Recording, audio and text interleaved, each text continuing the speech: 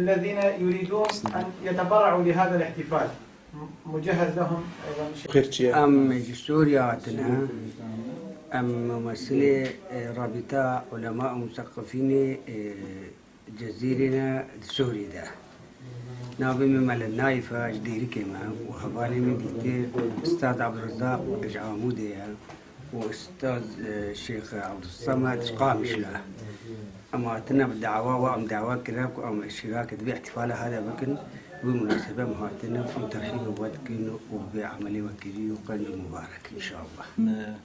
كردستان عراقي هاتي شندي كومالي إسلامي جماعة إسلامي كردستان عراقي أمام مستعلي وبري أميركم الإسلامي أم هاتي مشاركة بكين مولدي پیغمبری صلی الله علیه وسلم سلام سکردایتیکم الإسلامي بو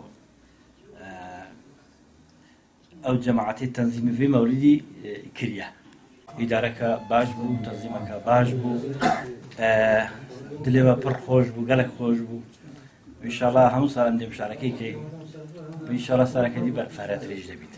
الشعب الأوغادين في قرن إفريقيا الشعب الصومالي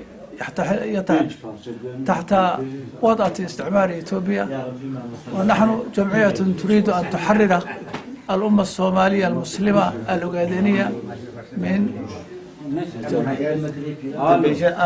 جملة صومال أوغادين كسمة ولاتما دفندستي أثيوبيا دي ملتي ما ملتي مسلمانة أتوازن آزاد بندستي أثيوبيا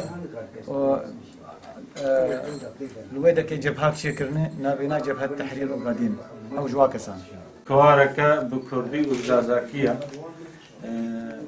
كواركا مجلسري نيسانو خاصة ببيركا تمام نيسكاري بيجي بيركن وأفجي إجزارو كارا تنس جوار فيها وكنا عربينا عربينا نعم أورومية صالماس بانيك أحسن البلد عربية نعم ثلاثين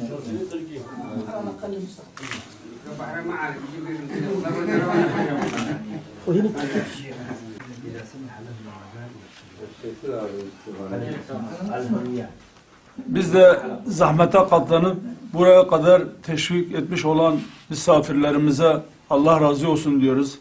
Bundan sonraki kutlu doğum etkinliklerinde tekrar sizleri bekliyoruz. Cenab-ı Allah bizlere, cümlemize böyle etkinlikleri nasip etsin. Buraya kadar geldiniz, zahmet ettiniz. Cenab-ı Allah ecirlerinizi artırsın inşallah Teala. Hoş geldiniz, safalar getirdiniz. Allah razı olsun. Bizi de ziyaret ettiğinizden dolayı teşekkür ediyorum.